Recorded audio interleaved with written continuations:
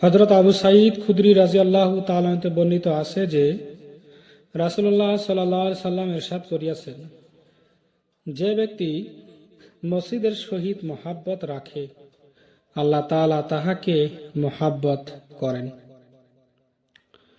হযরত আবু দারদা রাদিয়াল্লাহু তাআলা আনহু বলেন, আমি রাসূলুল্লাহ সাল্লাল্লাহু আলাইহি সাল্লামকে ইরশাদ করতে শুনিয়াছি যে মসজিদ মুত্তাকিনের ঘর, আর আল্লাহ তাআলা নিজের দায়িত্বে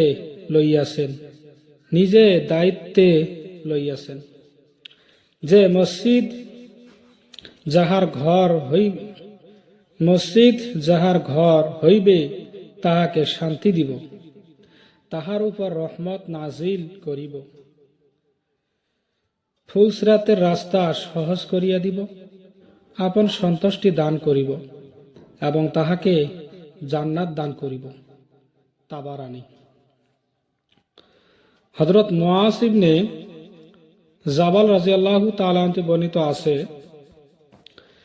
যে রাসূলুল্লাহ সাল্লাল্লাহু আলাইহি সাল্লাম ইরশাদ করিয়াছেন, শয়তান মানুষের বাঘ, যেমন বকরীর পালের জন্য বাঘ রহিয়াছে, সে এমন বকরী ধরে যে লাল হইতাছে, পাল হইতে দূরে ও আলাদা থাকে।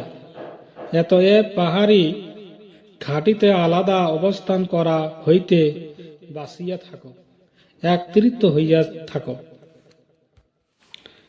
সাধারণ লোকদের মধ্যে অবস্থান করো ও মসজিদ থাকাকে মজবুত করিয়া ধরিয়া রাখো। হযরত আবু সাঈদ খুদরি রাদিয়াল্লাহু তাআলা বর্ণিত আছে যে রাসূলুল্লাহ সাল্লাল্লাহু আলাইহি সাল্লাম ইরশাদ করিয়াছেন, যখন তোমরা কাহাকে অধিক পরিমাণে মসজিদে বসিতে দেখো, তখন তাহার ঈমানদার হওয়ার সাক্ষ্য দাও। আল্লাহ তাআলার ইরশাদ।